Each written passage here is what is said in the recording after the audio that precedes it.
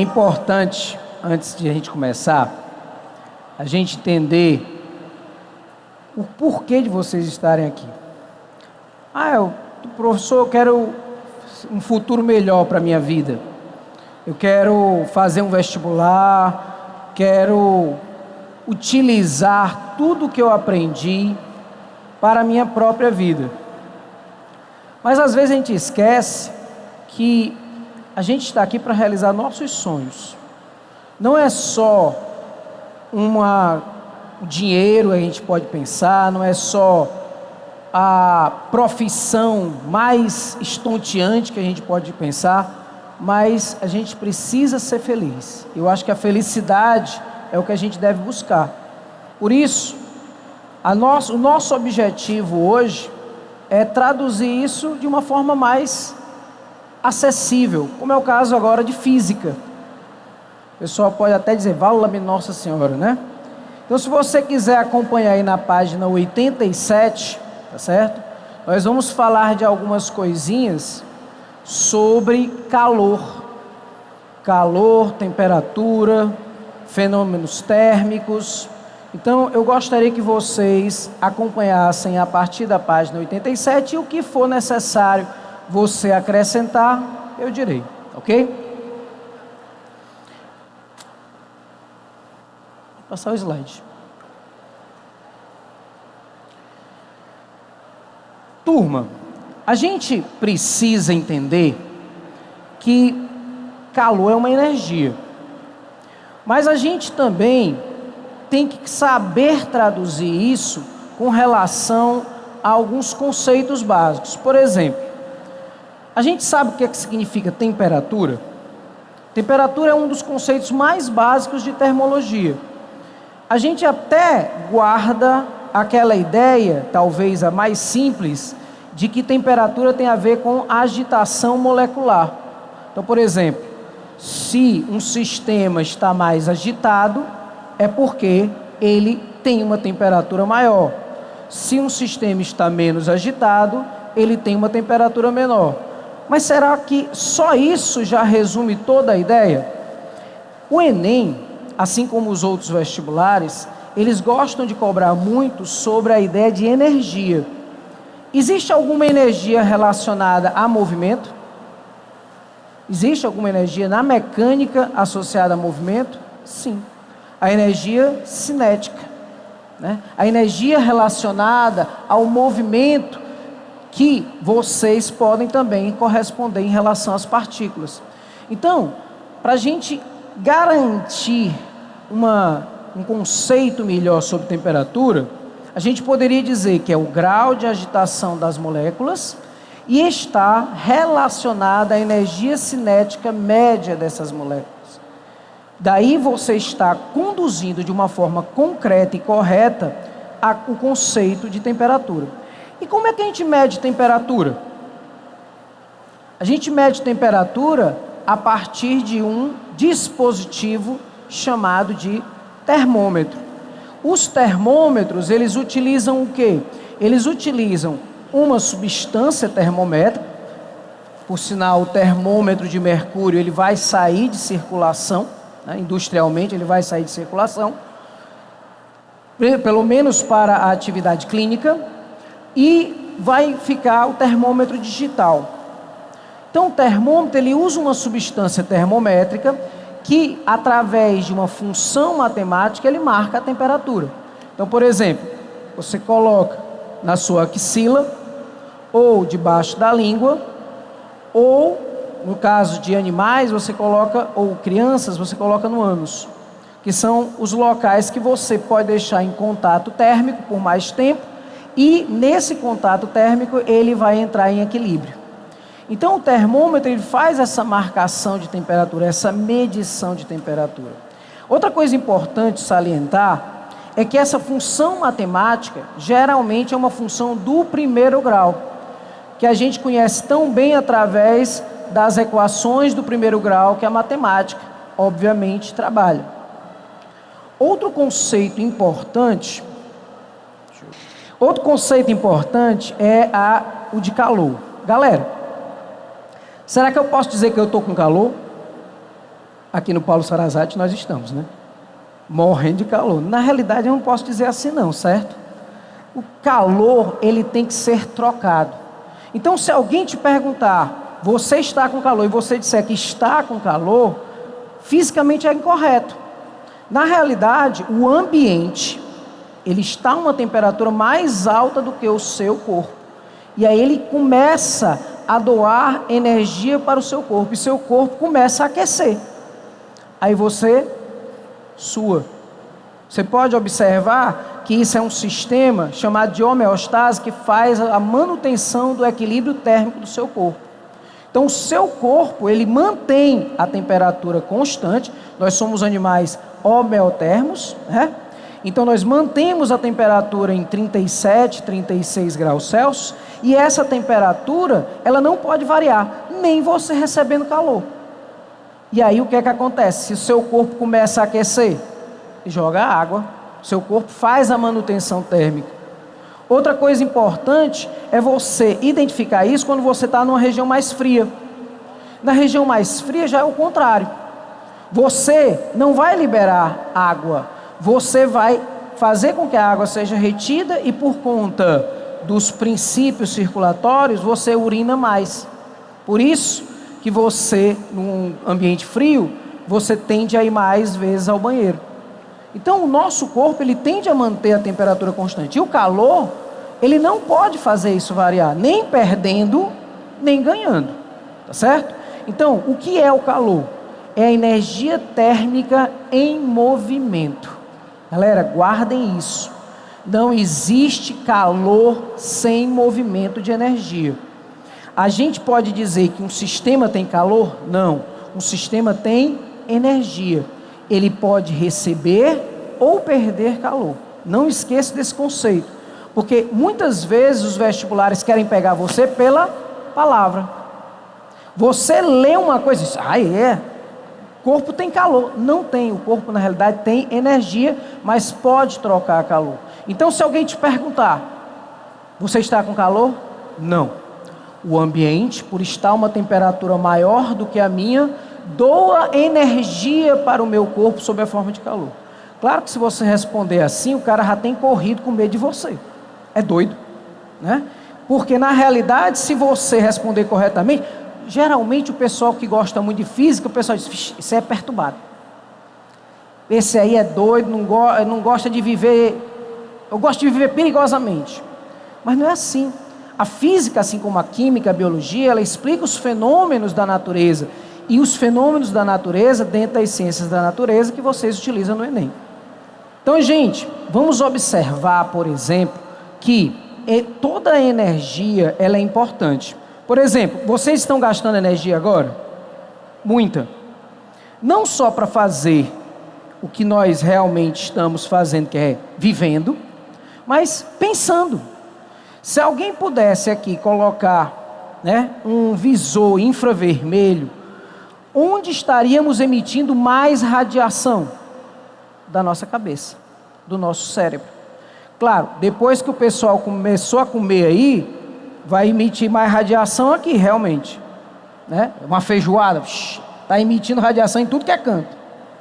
Mas, nesse caso, o nosso organismo, ele tem reações bioquímicas, e essas reações bioquímicas, elas emitem também uma certa quantidade de energia, tá certo? Por isso que quando você está pensando, você está gastando energia. Você tomou o seu café da manhã, você almoçou, comeu uma batatinha ali do lado de fora. Quando chegou aqui, todo esse almoço, toda essa comida, ela vai sendo transformada em adenosina trifosfato, que vai ser utilizada pelo seu corpo. Por isso, não existe coisa mais importante, mais infinita do que a energia. Energia pode ser destruída? Energia pode ser destruída? Nunca. Ela sempre pode ser transformada. Por isso, o grande lance da universalidade da energia é saber que ela não pode ser destruída. Se alguém te perguntar qual a energia do universo, aí você pode responder de forma inteligente: a mesma que tinha no início do universo. Porque ninguém em nenhum momento destrói energia. Ela só pode ser transformada. Aí nós vamos entrar nas escalas termométricas. Galera, escalas termométricas são justamente aquelas temperaturas que nós utilizamos no nosso cotidiano. Você, por exemplo, utiliza no seu cotidiano qual escala? A Celsius. Professor, mas existe a Kelvin, existe a Fahrenheit, existe. Mas eu vou só avisar uma coisa. A Celsius é a que nós utilizamos no nosso cotidiano e a América Latina usa a escala Celsius, mas se você for lá para os Estados Unidos, Canadá, até o México, eles usam Fahrenheit, que é a escala inglesa.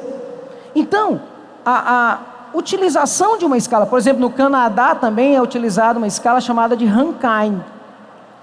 Na França, tem uma escala específica para vinhos que é chamada Rémy. Então, cada escala, ela tende a identificar com aquela sociedade como ela vai tratar a sua temperatura. Mas, professor, qual é a escala mais importante das três? A Kelvin. Não, peraí. Eu não vou chegar em casa hoje e vou dizer, mamãe, hoje lá no Paulo Sarazate estava 300 Kelvin. Ela disse, vala-me Nossa Senhora, estava um inferno. Claro que 300 Kelvin, se você fizer a conversão, dá 27 graus Celsius, que está de longe, não está 27 aqui. Mas vamos imaginar que esteja, né? Aí o que acontece? Sua mãe não saberia, porque ela não saberia converter, mas tem a escala de conversão? Tem.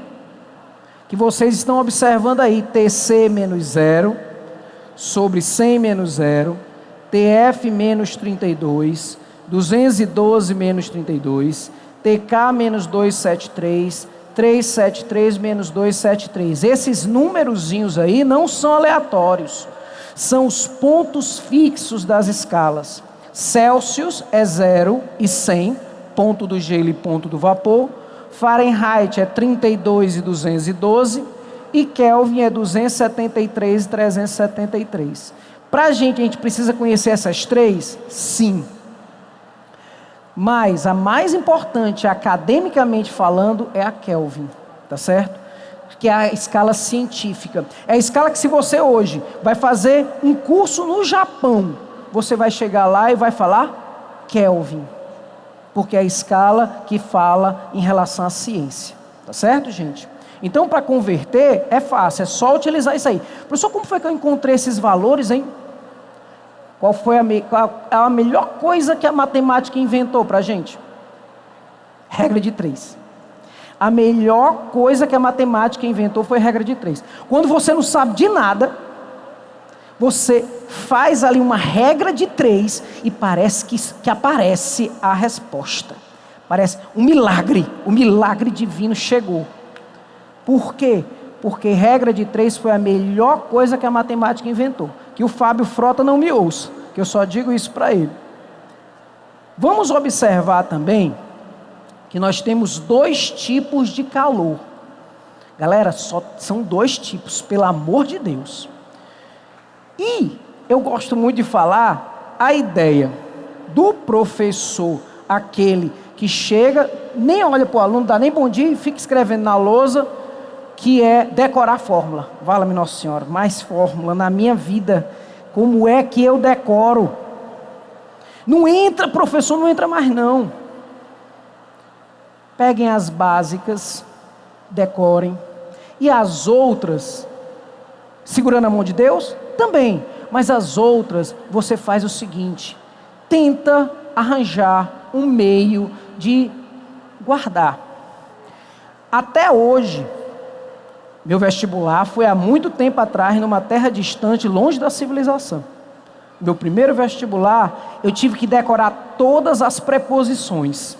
A, contra, até, desde, ante, em, de, com, sem, por, perante, salvo, exceto, mediante. Aí o aluno disse, vala-me Deus, hoje eu só preciso ad em para compor. Hoje eu só ad em para compor. Mas eu precisava de todas as preposições.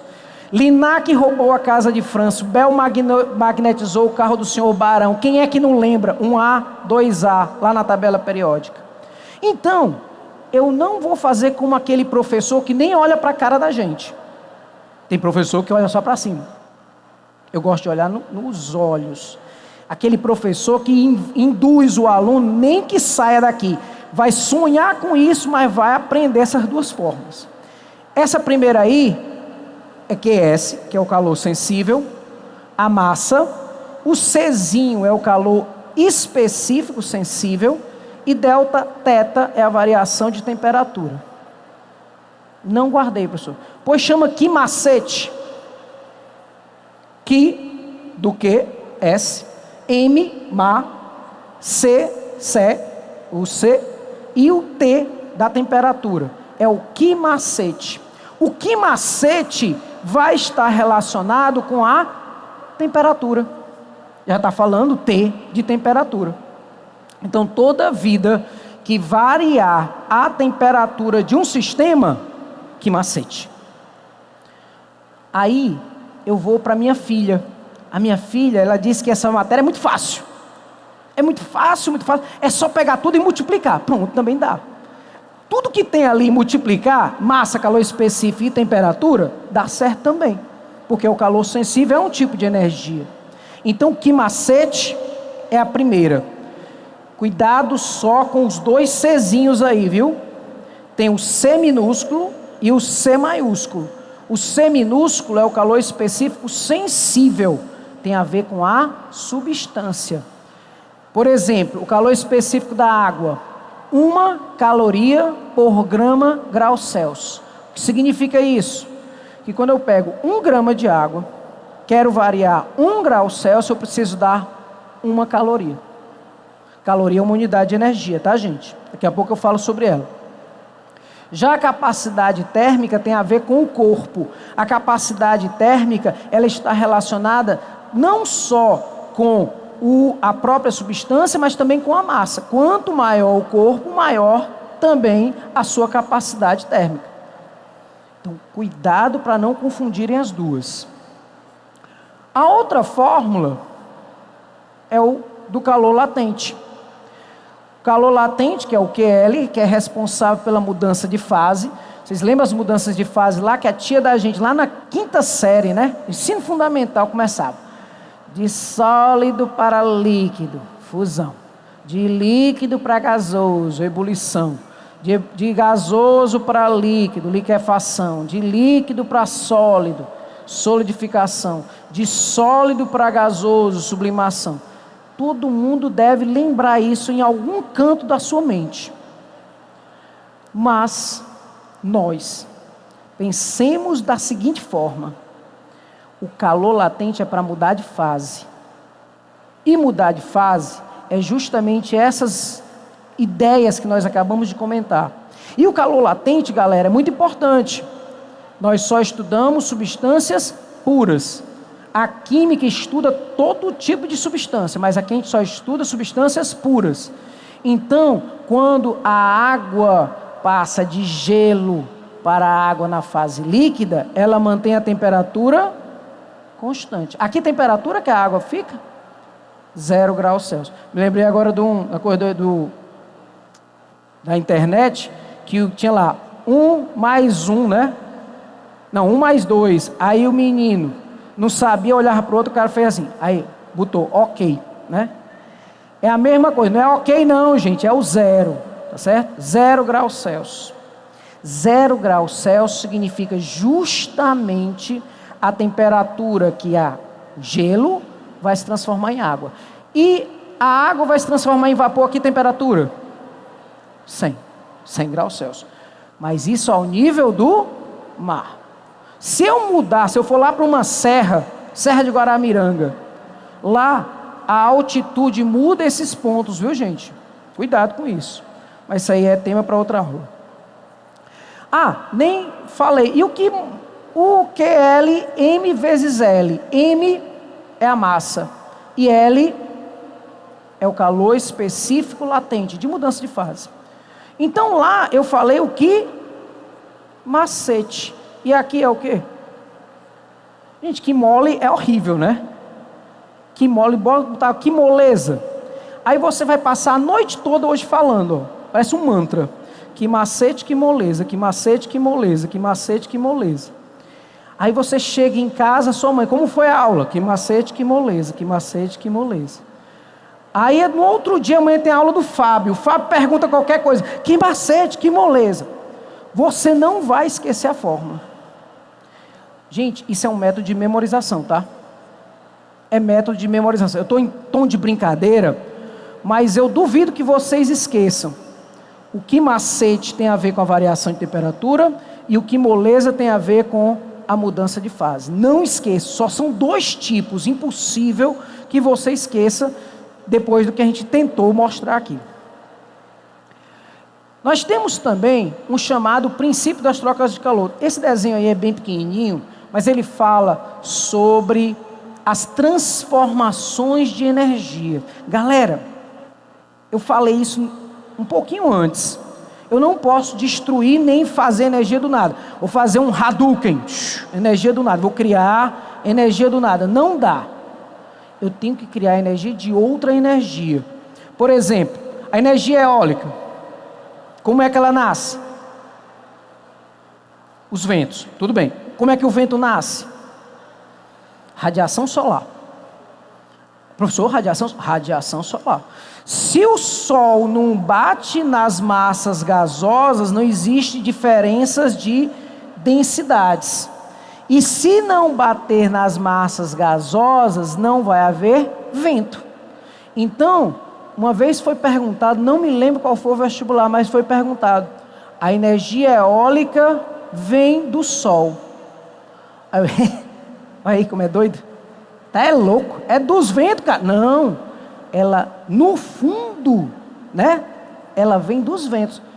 A energia das marés. Forças gravitacionais entre a Terra e a Lua, inclusive o Sol. As ondas. Os ventos. Porque o vento, quando passa, ele cria uma zona de baixa pressão e aí tem a onda. Você pode perceber que o vento vem de onde? Do Sol. Então, tudo está interligado ao astro-rei. Então, se nós, no fundo, perdêssemos o Sol, primeiro nós não saberíamos que ele acabaria em 8 minutos. Porque leva 8 minutos para chegar aqui, né? A luz do Sol. E aí, a gente perderia a nossa fonte vital. Não é só por causa de fotossíntese, não é por causa de tudo que a gente utiliza praticamente. Por exemplo, celular. Se você olhar os celulares, GPS, tudo isso é via satélite. O satélite, ele usa que energia para ficar lá em cima? Energia solar. Energia chamada de fotovoltaica. A energia que são aquelas célulazinhas, aquelas células que recebem radiação solar e fazem a transformação. Então são energias renováveis. Muito bem. Por isso que é tão importante a gente deixar de depender de combustíveis fósseis. Porque os combustíveis fósseis são baratos. Professor, não é barato não. A gasolina hoje está R$4. Não é barato. Não estou falando isso não, estou falando no modo geral. O petróleo, ele é um óleo barato. Tudo bem. Mas eu pergunto a vocês, futuros universitários, se nós trocássemos, porque o óleo em 2050 não vai ser suficiente não, viu? Em 2050 o óleo não vai ser suficiente. O petróleo não vai ser suficiente para suprir as necessidades. Nós vamos brigar de novo por petróleo. A guerra do Kuwait foi briga por petróleo. Não foi nada. Ai, porque o Iraque invadiu o Kuwait. Aí agora os Estados Unidos, vou lá e vou. Eu sou o pendão da esperança. Não, ele queria petróleo. Ele só queria o petróleo. Então eu queria que vocês pensassem da seguinte forma: nós devemos pensar de uma maneira de não dependermos mais de combustíveis fósseis. Isso é o mais importante. Não depender de combustíveis fósseis. Por isso que eu falei tanto das transformações de energia. E tem o princípio das trocas de calor que é fundamental. Já que eu não destruo energia, eu vou trocar energia, significa o quê então? Que o que eu ganho, alguém vai perder. Esse é o princípio. Se eu ganho 10 joules de energia, alguém perdeu 10 joules de energia. Vamos uma coisa bem simples. Vamos imaginar um sistema isolado. Professor, o que é um sistema isolado? Onde as trocas são somente entre os pares que estão ali. Aí vamos lá. Dia dos Namorados. O cara chegou com um buquê de rosas. Buquê não, vamos dizer 10 rosas só, né? Chegou com 10 rosas para sua namorada. Tecnicamente ele perdeu 10 rosas. Quem ganhou as 10 rosas? Ela. Se eu somar o que ele perdeu menos 10, o que ele ganhar mais 10, significa que se eu somar tudo dá quanto? 0. O que eu perdi foi 10. O que ele ganhou foi 10. Bom, professor, e se o sistema não foi isolado? Vamos supor que o cara venha para dar 10 rosas para sua namorada. Só chegou 7.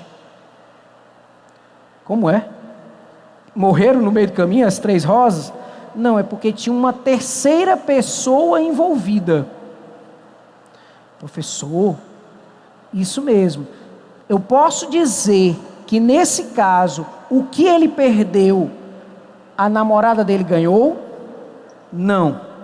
Mas o que ele perdeu, as namoradas ganharam.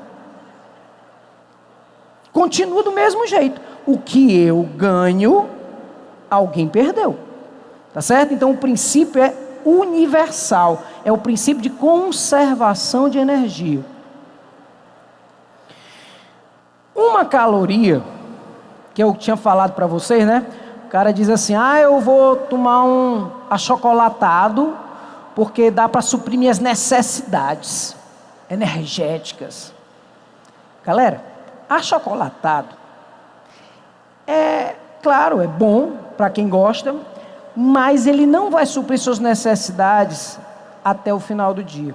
Porque lá tem quilocalorias. Vixe, quilocalorias. Uau, um achocolatado. Mas a quilocaloria é diferente aqui da caloria física. Os dois significam energia. Os dois estão relacionados com energia.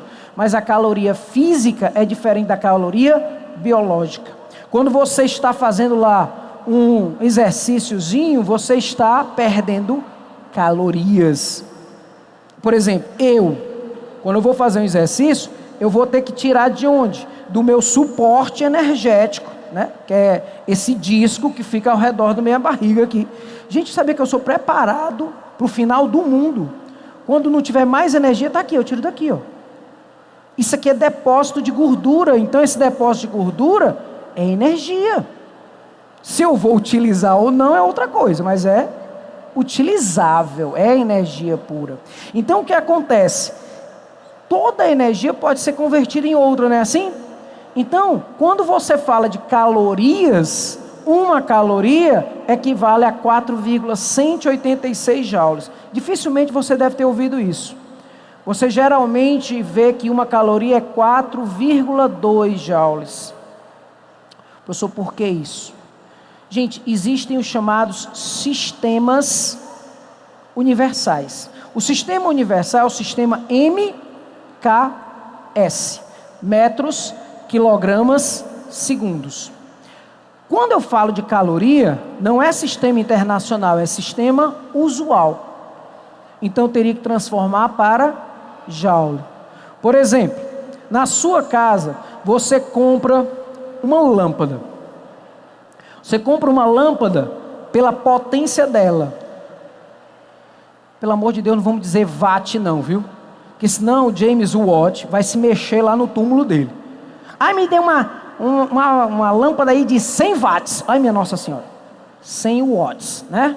Então, essa lâmpada... Pior é quando você chega... Ei, seu Manuel, me dá aí uma lâmpada de 100 velas. Aí é que é pior ainda, que o pessoal pensa que vela tem a ver com o watt. Não tem.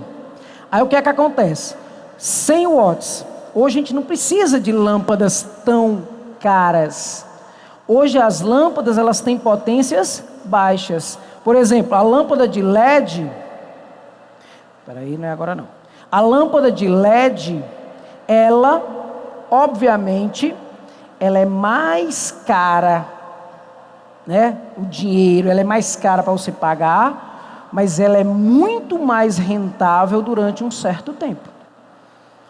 Você sabe que as lâmpadas incandescentes, que são aquelas de filamento, elas acabaram, né? Elas não são mais comercializadas. Eu não vou nem dizer, eu sonhei com essa questão, porque eu tenho certeza que vai cair uma questão sobre lâmpada incandescente no Enem. As lâmpadas incandescentes, elas transformam muita energia elétrica em energia térmica e não luminosa.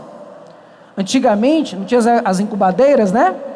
Aquelas incubadeiras para você colocar os ovinhos, colocava uma lâmpada incandescente lá, para esquentar os ovinhos. Hoje não precisa mais disso, tem aquecedores.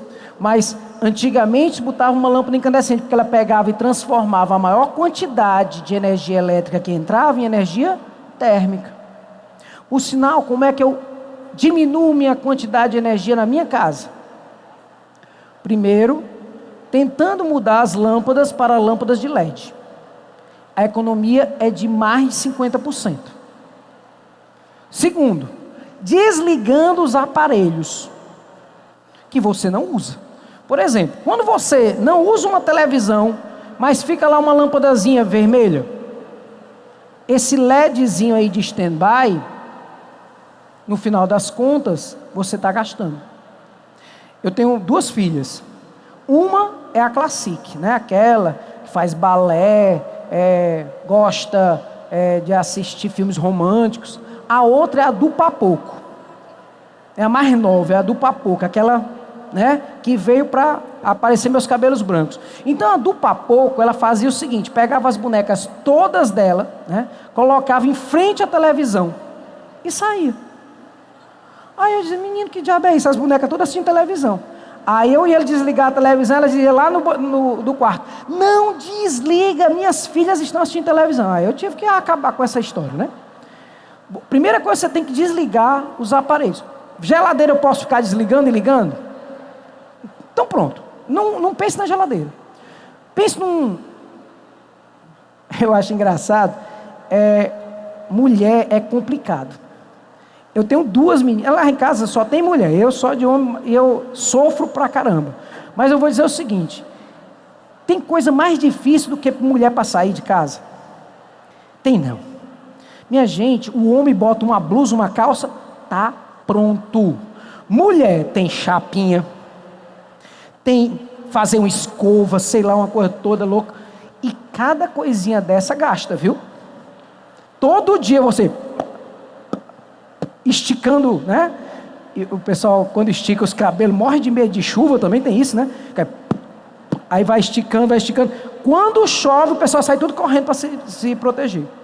Aquilo ali gasta pra caramba, porque esquenta.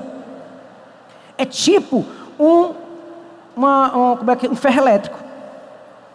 Só que um ferro elétrico no seu cabelo, né? Que pode fazer isso, esticar os pichainhos. Aí o que acontece? O seu cabelo, você está passando um ferro elétrico. Claro que é cerâmica, né? É uma cerâmica, não sei o que vai ionizar e tal. É um ferro elétrico, tá certo? Nem pense nisso, é um ferro elétrico. Então o ferro elétrico, você, assim como a sua chapinha, assim como aquele que... eu esqueci o nome agora. Pra você puxar o cabelo também, é tanta coisa que eu esqueci. Todos eles que esquentam bastante, agridem demais a sua conta no final do mês. Ai, professor, mas eu não vou sair sem o meu cabelo belíssimo. Tudo bem, mas saiba que você fazendo isso todo dia é ruim. Tente fazer de 5 dias. Dá não, né? Dá não. Mulher não dá não. Outra coisa. Quando você usar o ferro elétrico, use uma vez por semana. Gente, não use todo dia não. Peguei uma meia, peguei outra, pronto. Aí no outro dia, uma calça. Não faça isso não. porque você está gastando energia à toa. Então, quando eu falo de energia, eu estou falando só de energia térmica, não estou falando só de energia luminosa, eu estou falando de energia como um todo. Inclusive, quando a gente fala da energia elétrica, muitas das nossas energias são perdidas por energia térmica. O ventilador, ele esquenta, o motor lá atrás esquenta ou não? Esquenta, porque ele perde através de energia térmica. Então, a energia térmica é muito importante para a nossa vida. Agora, o importante que tem aí também é sobre ganhar calor e perder calor, pela hóstia consagrada. Na química tem um negócio de endotérmico e exotérmico. Não faça isso. Aqui é física, é mais fácil. Mentira. É mais fácil, mas é mais fácil mesmo. Ganhou calor, é positivo, tá? Perdeu, é negativo. Pronto, acabou-se. Não fala, endotérmico, não é processo endotérmico e exotérmico, não. Que aqui são processos físicos. Ganhou calor é positivo, perdeu calor é negativo. Só isso. E aí nós vamos entrar agora na outra parte da nossa aula, que é sobre a transmissão desse calor. Nós já tínhamos visto, né, a definição, e agora nós temos 3 tipos de transmissão de calor: a condução, a convecção e a radiação. Quando a gente fala, por exemplo, da condução térmica, é a propagação de calor em que a energia térmica passa de partícula em partícula sem transporte de matéria. Vou explicar de uma maneira bem simples. Vocês já viram a ola no estádio, não já? Aquela que o pessoal se levanta, aí quando ele senta, o outro se levanta e vai se movimentando sem se movimentar, porque eles não saem do canto, eles só fizeram o movimento de subir e descer. Aí eu pergunto a vocês, na transmissão de calor por condução, se eu aqueço uma barra na extremidade, essa barra aquecida, ela vai fazer com que as moléculas se movimentem no sentido do aquecimento? Não, elas só vão aquecer, vão passar esse aquecimento para a molécula ao lado, que aquece, e assim sucessivamente. Mas as moléculas não se deslocam na barra. Elas não se deslocam na barra. Isso é o processo de condução. E aí entra uma definição muito importante: condução e isolante térmico. Galera, os melhores condutores, por favor, não confundam com eletricidade. Os melhores condutores também são os metais. Mas a areia, a cerâmica, também é um bom condutor. Os piores condutores, que a gente chama de isolantes, porque isolante aqui não isola completamente, viu? Ele só dificulta a passagem de calor, mas ele não isola completamente. Então, quando a gente fala, por exemplo, de isolantes, a borracha, o carpete. Quando você está na sua casa, pisa na cerâmica e pisa no carpete, você tem ou não sensações térmicas diferentes? Mas é porque estão em temperaturas diferentes? Lembra do começo da nossa aula, quando eu falei que calor é a energia térmica em trânsito? Então, quando eu digo que o seu pé parece mais quente no carpete do que na cerâmica, é porque está retirando o calor mais lentamente do que da cerâmica. Porque o carpete é um bom isolante. Ele dificulta essa passagem de calor. Tudo bem, galera? Não esqueçam disso. Então, por exemplo, você pega uma maçaneta de metal e na porta de madeira. Você sente ou não sensações térmicas diferentes? Mas elas não estão em temperaturas diferentes. São só condutibilidades diferentes. Outro exemplo, no interior tem muito disso. O cara pega um copo de alumínio e bota na geladeira para beber água. Mas é porque fica mais gelado. Gente, o alumínio é um bom condutor. É claro que a sensação térmica vai ser 1000 vezes melhor do que você pegar um copo de plástico. Você pegar um copo de plástico, você vai sentir que está frio, está ali dentro, mas o de alumínio vai ser muito mais intenso porque ele é um bom condutor. Ok? Próximo. São exemplos de isolantes térmicos: água, gelo, ar, lã, isopor, vidro, borracha, madeira. O gelo, professor, o gelo, gente. Olha aí os iglus. Os iglus lá no Alasca, né, lá na Esquimolândia que eu chamo, lá no Alasca, eles são feitos de gelo. Professor, mas peraí, o gelo, ele esquenta? Eu disse isso.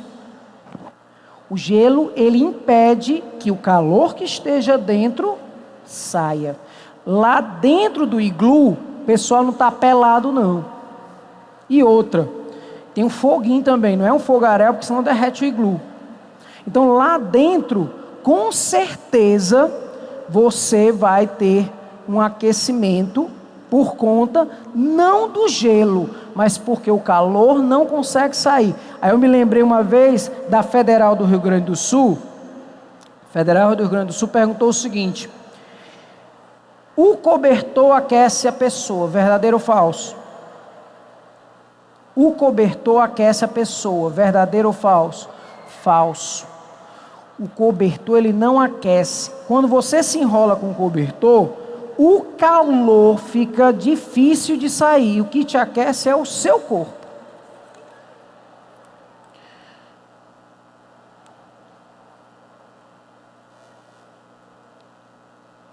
Pronto. As areias que estão a 100 graus Celsius, por exemplo, uma areia, não precisa nem ir para muito longe não, né? Vai para Sobral. Sobral você cozinha um ovo no asfalto. Porque você coloca lá e esquenta. Mas à noite, você vai para um deserto, você tem grandes quantidades de temperatura durante o dia, e à noite a temperatura cai bastante. É o caso da praia, por exemplo. Durante o dia, a areia está ou não aquecida? Está. Mas à noite, a areia resfria. Justamente porque ela tem um calor específico alto. Baixo, ela ganha calor lentamente, aliás, rapidamente, e perde calor rapidamente também. Então ela pode aquecer e resfriar rapidamente. Ok?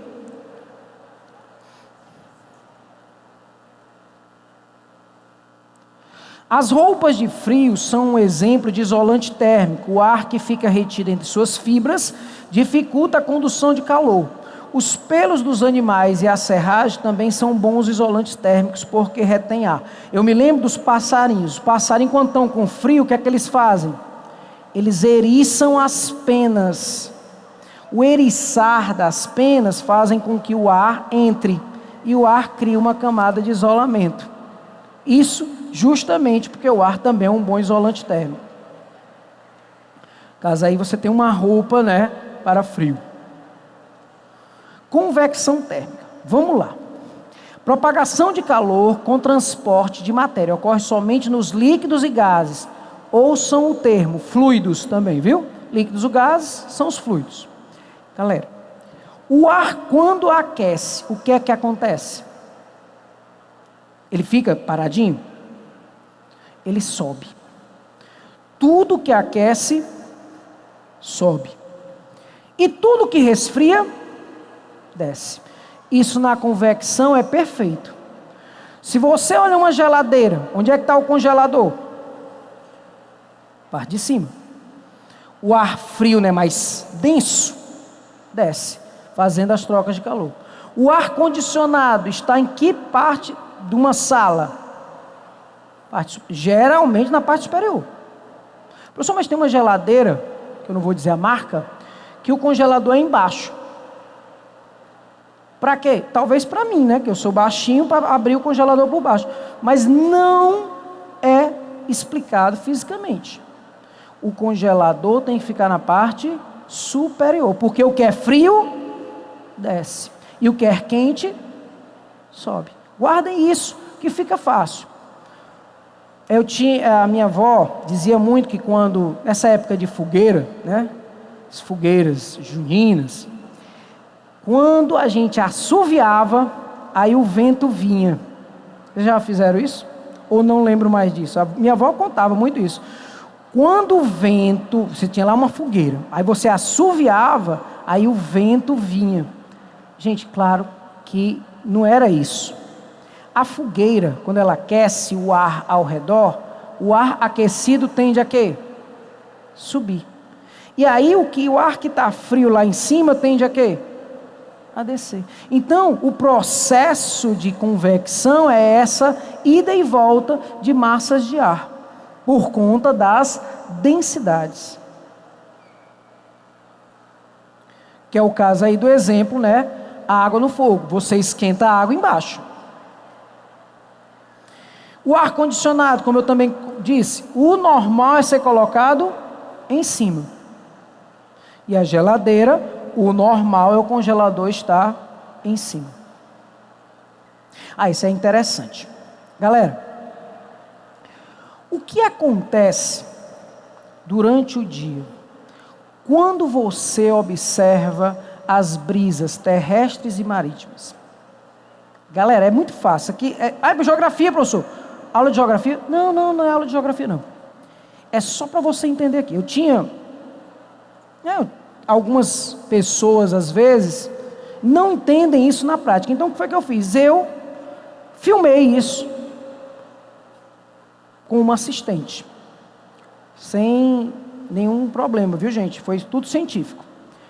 Ela pegou o termômetro durante o dia e mediu a temperatura da areia.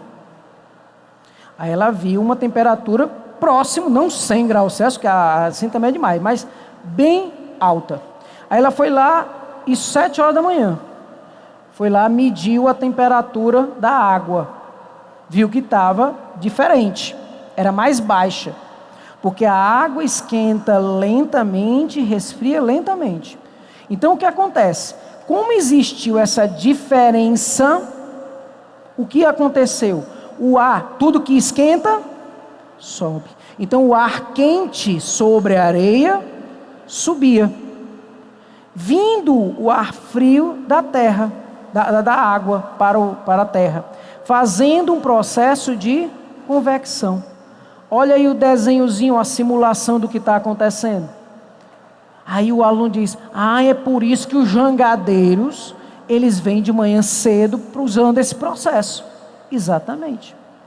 E à noite, eu fiquei, durante o dia todinho, fazendo essa experiência, e à noite eu fui observar o que é que acontecia. Então ela fez a mesma coisa. A minha assistente pegou, mediu a temperatura da areia, viu que agora estava mais baixa do que o normal, e mediu a temperatura da água, viu que estava mais aquecida ainda. Tudo que aquece, sobe. E quando subiu, o ar aquecido subiu, quando o ar aquecido subiu, fez um movimento de convecção, e esse movimento de convecção vocês estão vendo na segunda simulação. Por isso que os jangadeiros saem à noite. Gente, vocês estão vendo uma questão que foi do Enem, da brisa terrestre e a brisa marítima. Irradiação térmica. Galera, o Sol, ele emite radiação para a Terra. Mas não é só o Sol que emite radiação não, viu? Vocês estão ou não emitindo radiação nesse momento? Com certeza. Vocês têm temperatura e todo corpo que tem temperatura emite radiação térmica.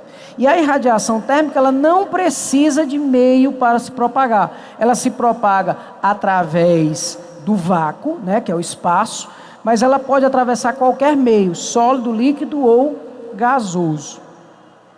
E aí, você está vendo que ela é uma onda eletromagnética. A estufa é um dos melhores exemplos. Você pode ver que a radiação solar, que é de alta frequência, alta energia, entra, bate nas partes internas, fica infravermelho e o infravermelho não consegue sair. O efeito estufa tem também natural. Por exemplo, quando está prestes a chover, o ambiente fica ou não aquecido? Porque a radiação consegue atravessar as nuvens, mas o calor não consegue se dissipar. Aí eu pergunto a vocês novamente, futuros universitários, o efeito estufa é maléfico para a Terra Não. O efeito estufa que nós produzimos com a poluição, sim. Mas se não tivesse o efeito estufa natural da Terra, não teria vida na Terra, a não ser perto de vulcões. Seriam bactérias perto de vulcões. Então, o efeito estufa, ele tem um papel benéfico, mas o que nós produzimos através, principalmente das queimas, né, de combustíveis fósseis e de todo tipo de poluição que a gente produz, esse efeito estufa, ele não é benéfico. Ele aumenta, inclusive, fazendo o aquecimento solar ser não natural. E aí o derretimento das calotas, né, polares. Que é o caso do que nós acabamos de falar. O efeito estufa tem da atmosfera que impede a saída do calor. Gente, não se preocupem que todos esses slides eles vão estar dispostos lá no site, tá certo? Inclusive com as questões também resolvidas que nós vamos já resolver. Para a gente concluir aqui essa primeira parte, vamos falar da garrafa térmica. Gente, a garrafa térmica, ela tem vários dispositivos. Esses dispositivos, eu peço a vocês para entender o seguinte: eles são dispositivos de isolamento térmico. Um deles, ela é revestida de um material isolante, geralmente um plástico, um isopor. Mas dentro tem vidro. E o vidro é espelhado. Tem algum motivo para isso? Tem. Porque a radiação, quando bate no vidro espelhado, ela volta. E aí, ela impede que perca energia térmica por radiação. E o café é mantido por mais tempo. Tudo bem, galera? Turma, essa primeira parte, para a gente ver a teoria, praticamente eu resolvi todas as questões só falando. Certo? Mas eu queria a gente relaxar um pouquinho.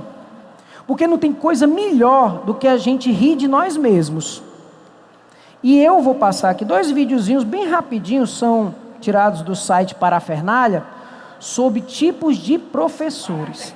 Pelo amor de Deus, que vocês estejam vendo os professores de vocês aí, mas não falem nomes não, tá? Por favor, prestem atenção.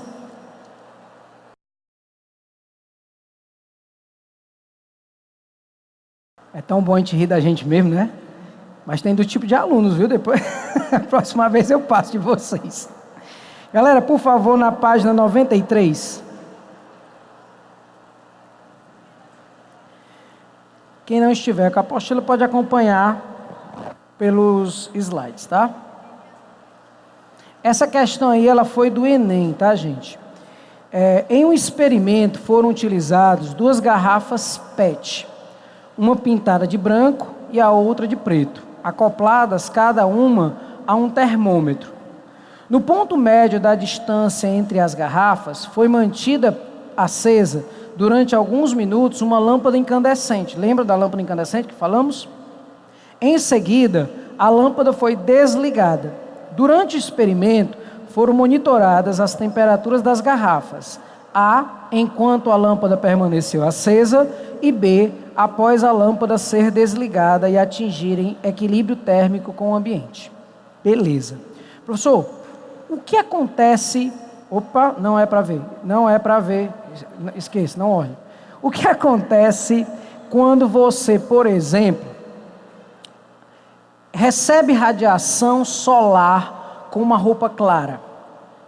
A radiação bate, como ela é clara, reflete.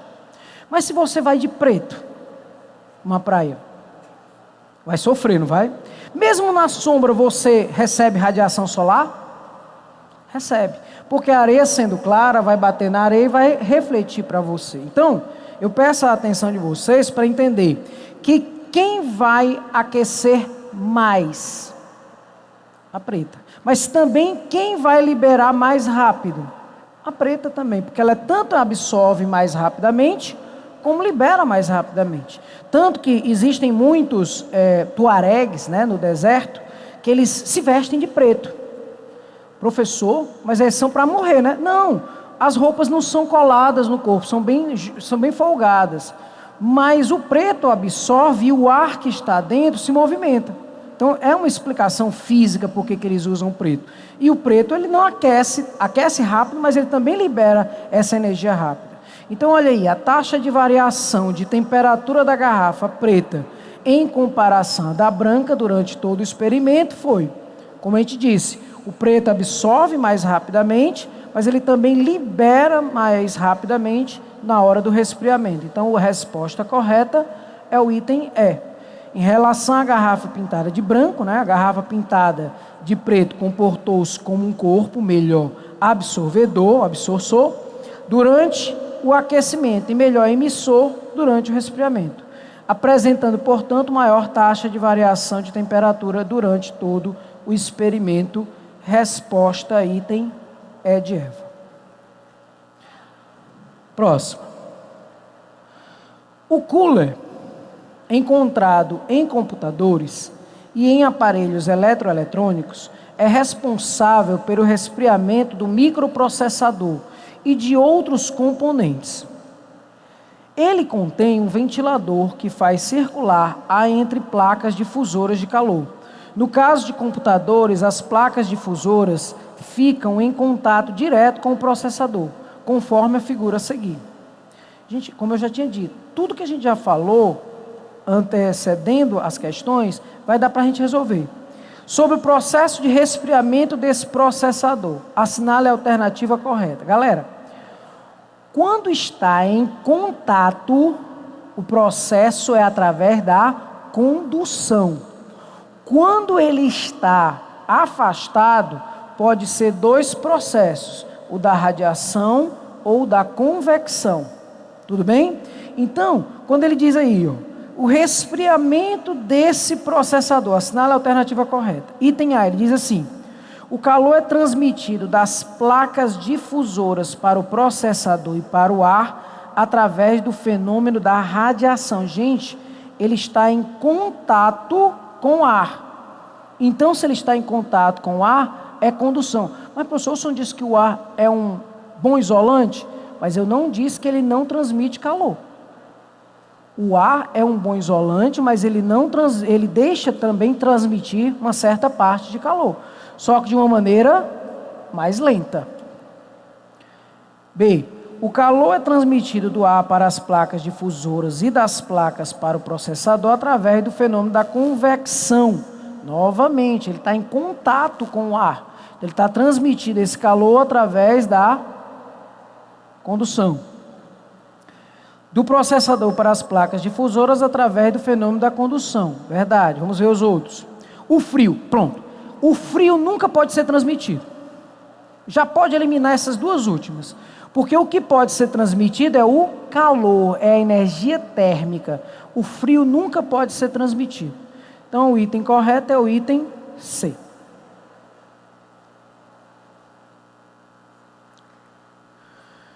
Terceiro. Umidade é o conteúdo de água presente em uma substância. No caso do ar, a água, na forma de vapor, pode formar um gás homogêneo e incolor. Se sua concentração no ar estiver abaixo do limite de absorção do vapor de água pelo ar. Este limite é chamado de ponto de orvalho e caracteriza a saturação, da qual ocorre a precipitação de neblina ou gotículas de água. Galera, você chega e observa que o tempo está muito seco, impossível de ter chuva. Mas se o tempo está úmido, umidade relativa 80%, isso significa que tem uma possibilidade de chuva, porque tem essa concentração que pode se transformar em gotículas, justamente correspondendo ao que ele acabou de falar.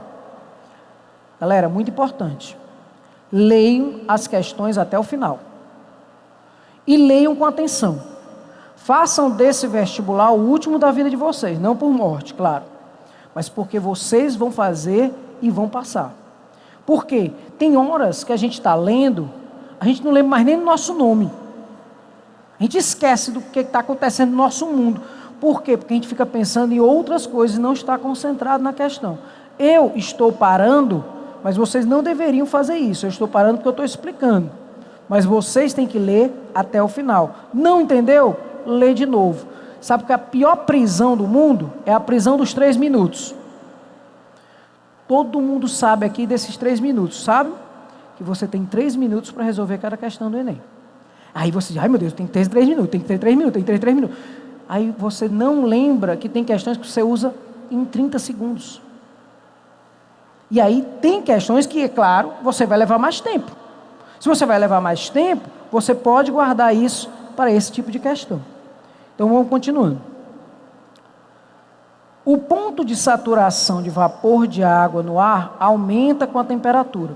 Um fato interessante ligado à umidade do ar é que em um dia muito quente, o ser humano sente-se termicamente mais confortável em um ambiente de baixa umidade.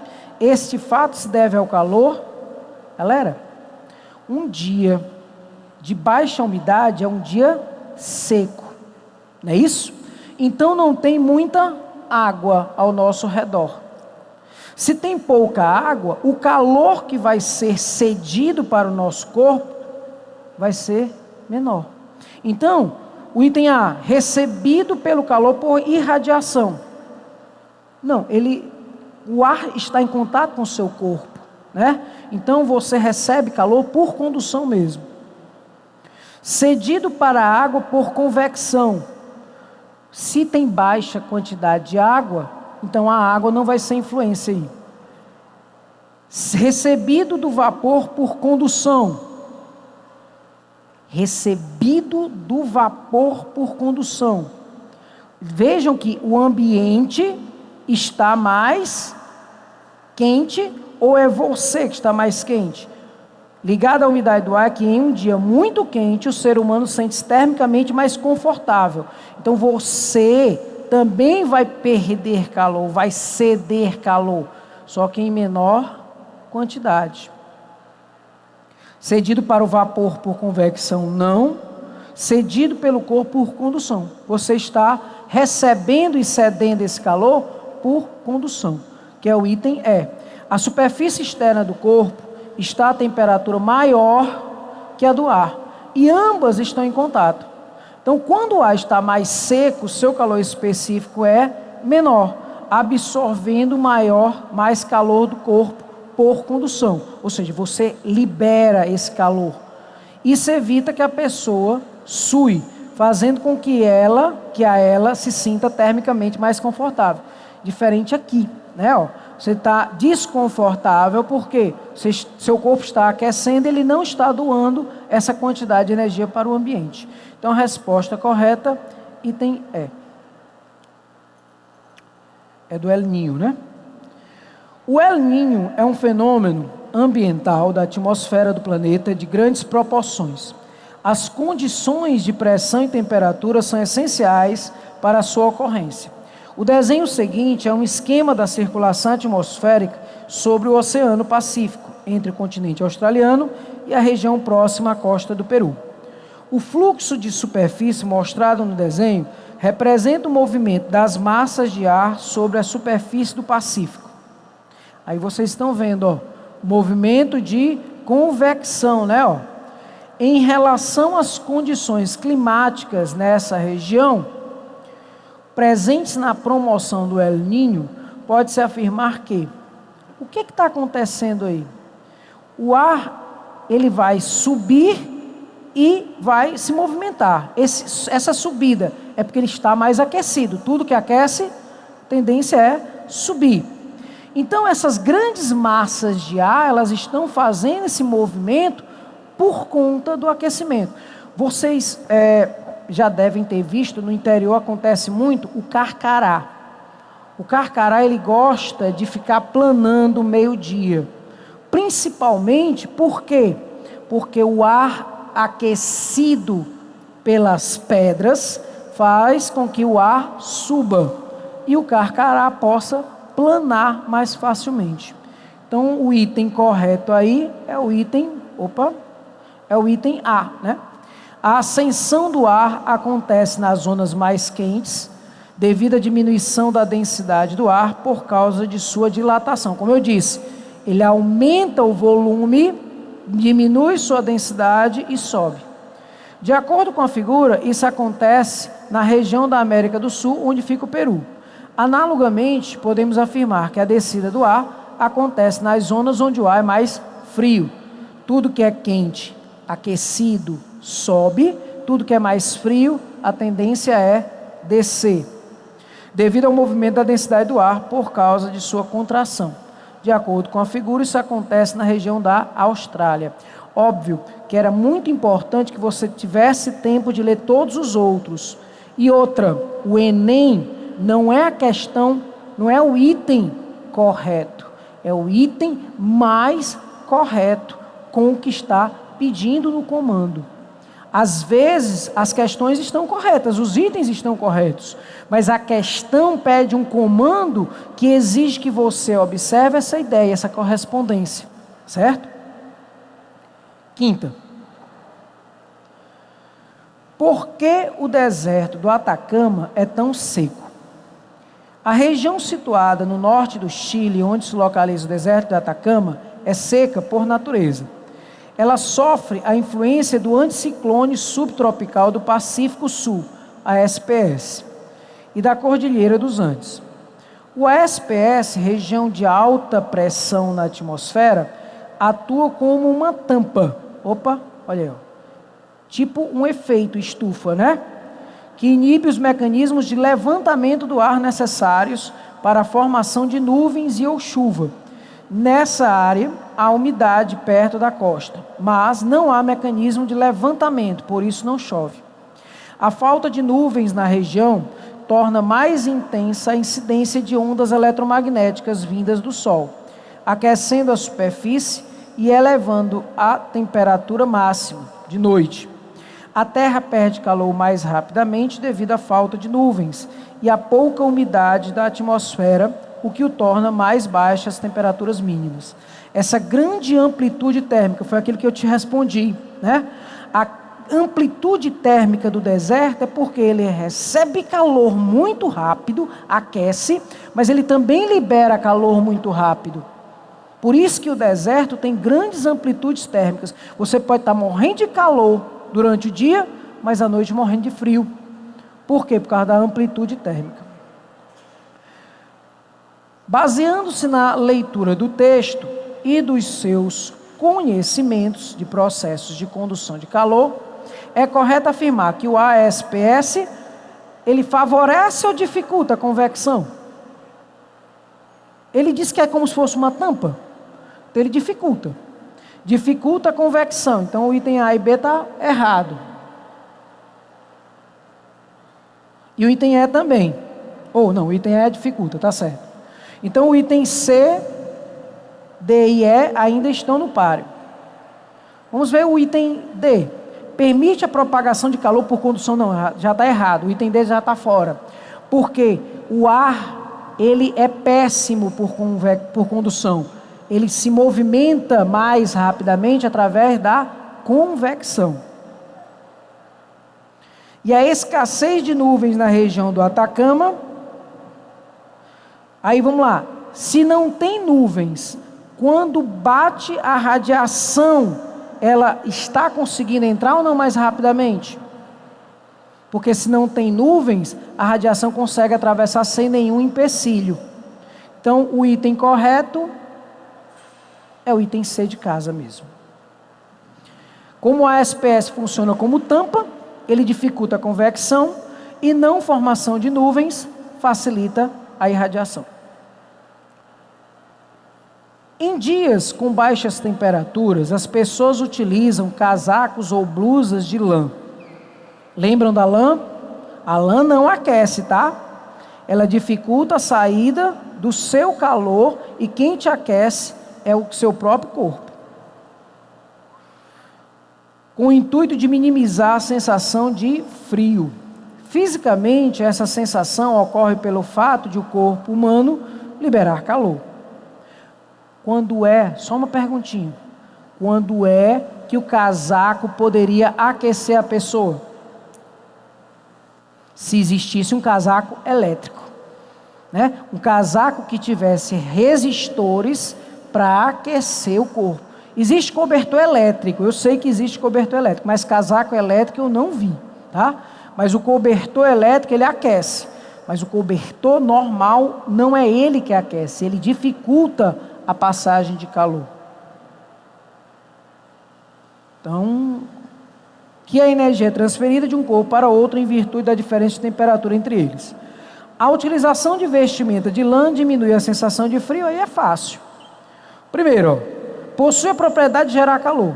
Está fora. Constituído de material denso e que não permite a entrada do ar frio. Minha Nossa Senhora.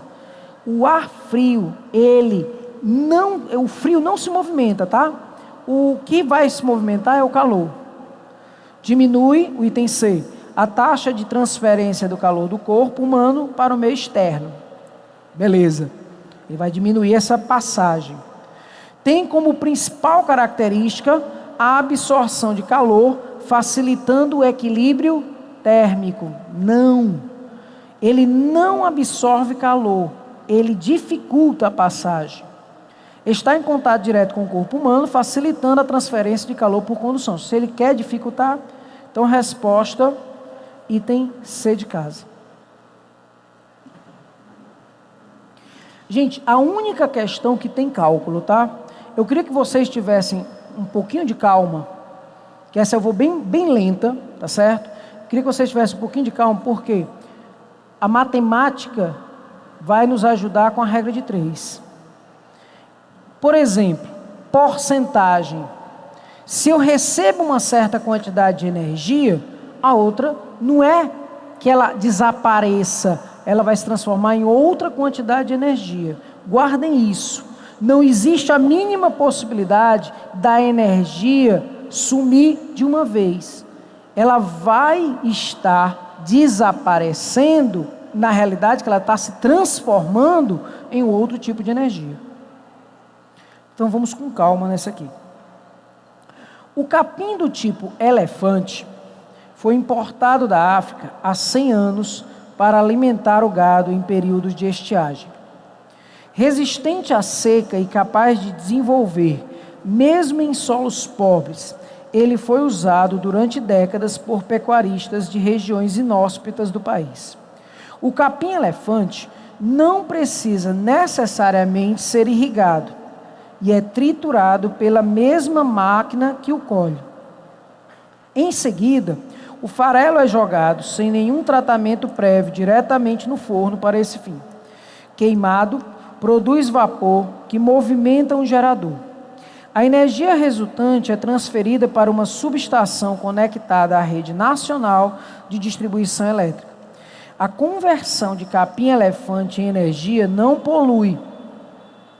Mesmo o gás carbônico, CO2, emitido durante a queima da biomassa utilizada, é menor do que o consumido pela graminha durante todo o seu crescimento. Mesmo que seja uma questão que você tem um texto informativo, leiam, tá certo? Não esqueçam que você vai ter que ler de forma linear. A Terra recebe continuamente do Sol energia equivalente a 1,3 kW por metro quadrado. E em torno de 30% dessa energia é refletida pela atmosfera, não alcançando a superfície do planeta. Sabendo que a radiação solar incidente perpendicularmente sobre uma área plana de 8 hectares de plantio de capim-elefante e que 1 hectare é igual a 1 hectômetro quadrado, pode-se afirmar que a energia absorvida pelo capim-elefante em 10 horas de insolação é aproximadamente igual em kWh. KWh é uma unidade de energia, viu, gente? Que a gente utiliza no nosso cotidiano na eletricidade. Peço aos digníssimos para acompanhar o nosso raciocínio de acordo com a resolução. Se 1 hectare, ele disse, é igual a 1 hectômetro quadrado, então 8 hectares é igual a 8 hectômetros quadrados. Lembrem que o hectômetro é justamente o hecto, tem a ver com 10 a segunda. Então, hectômetro quadrado é 10 a segunda, aí entre, parênteses, ao quadrado. Então, por isso que aí vai ficar 10 a quarta. Por isso que você vê que 8 hectômetros quadrados é igual a 8 vezes 10 a quarta metros quadrados. Juro para vocês que não é complicado. É só vocês lembrarem quilo, hecto, deca, centi, deci, centi, mili. Lembram? Quando você falava quilômetros para transformar para metros, você pulava quantas casas? 3. E por pular 3 casas, você multiplicava por 1000. Mas como é unidade de área, é ao quadrado. Então, hecto, 10 a segunda, ao quadrado, 10 a quarta. Por isso que nós temos uma área de 8 vezes 10 a quarta. Onde é que você viu regra de 3 aí, professor? Quando ele disse que 30% da energia recebida pela Terra é refletida pela atmosfera. Então, a energia absorvida pelo capim-elefante equivale a quanto? Se 30% é dissipado, 70% é absorvido. Como é que a gente faz porcentagem? Faz uma regrinha de 3. Se você tem que a absorção 100% equivale à energia total, 70% foi absorvido. Produto dos meios igual ao produto dos extremos, você vai ter 70% vezes 1,3 kW por metros quadrados. Como cada metro quadrado, 8 vezes 10 a quarta metros quadrados, quando você multiplica por esse número, você vai encontrar esse outro, que é 7,28 vezes 10 a quarta quilowatts. Mas já está faltando o finalzinho, que é em relação ao tempo, Porque ele não está exposto quanto tempo? Está exposto 10 horas. Se ele está exposto 10 horas, significa, portanto, que nós vamos ter que multiplicar isso por 10. Novamente, regra de 3.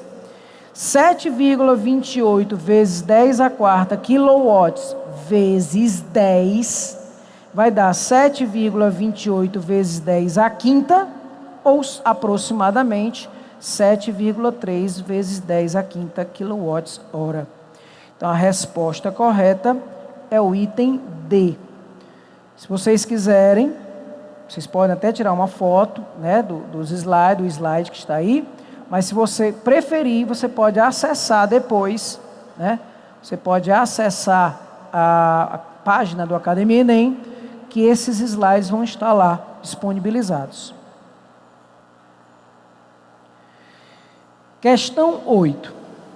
Chuveiro elétrico. Aí o cearense chega a coça a cabeça. Chuveiro elétrico aqui no Ceará, minha Nossa Senhora. Galera, o Enem é para o Brasil. Então a gente tem que saber o chuveiro elétrico, sua funcionalidade. E saber também como ele gasta. Porque o chuveiro elétrico, obviamente, ele tem a ver justo com a liberação de energia térmica para a água. Então vamos ler.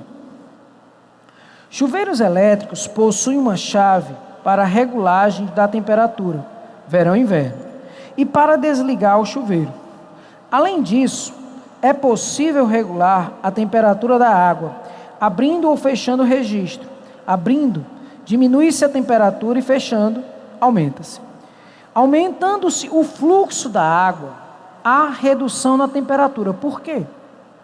Galera, se eu aumento o fluxo da água, eu aumento a velocidade com que ela passa nos resistores.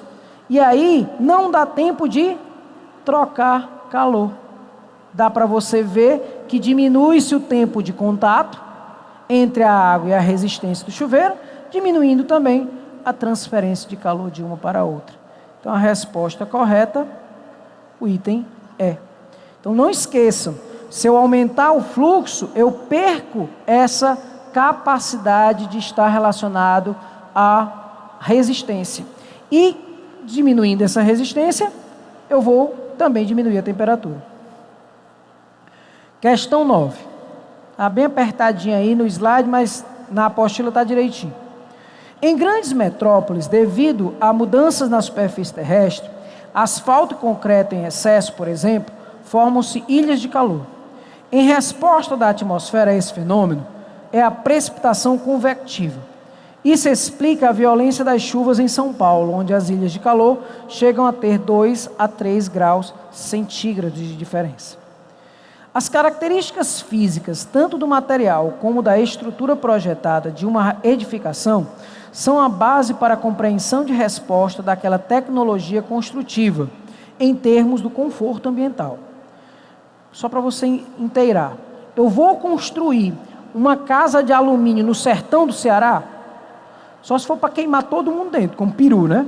Não. Então eu tenho que fazer uma coisa para que ela receba essa radiação, mas ela não sofra com isso. Nas mesmas condições ambientais, temperatura, umidade, pressão, uma quadra terá melhor conforto térmico se melhor conforto térmico é baixa variação de temperatura. Se ela tiver baixa variação de temperatura, ela deve ter uma alta capacidade térmica. Lembram que a capacidade térmica, lá quando eu falei, né, na teoria, era calor pela temperatura? Então, a capacidade térmica, que era o Czão, tinha a ver com o corpo, o calor é o mesmo, a temperatura vai ser mais baixa, então a capacidade térmica tem que ser mais alta. Então, o item correto é o item C de casa. Quanto maior a capacidade térmica, menor é a variação de temperatura para uma mesma quantidade de calor. E a derradeira é bem simples. Ana, após ouvir atentamente uma reportagem sobre caminhar para desestressar, decide seguir essa prática. Assim, caminha 9 quilômetros, indo de seu trabalho, localizado na região central, até sua residência localizada na região residencial suburbana, lá no finalzinho, né, do gráfico. Nesse percurso, ela passa pela região residencial urbana e pelo parque, gastando um tempo de 2,5 horas. Tendo como base o esquema gráfico e considerando que a temperatura interna de Ana permaneça constante durante todo o percurso, pode-se afirmar que, galera, interpretar gráficos faz parte da aplicação matemática. Mas vamos ver uma coisa. A temperatura de Ana é aproximadamente 37. Observem no gráfico que no centro a temperatura é bem próxima de 33. Deixa aqui que eu pego já já. Ah, sim. É bem próxima de 33. E aí o que acontece? Entendi agora. O que acontece é o seguinte: você observa que é bem próximo da temperatura que ela possui, que é 37. Então 33 e 37 vai ter menos trocas de calor.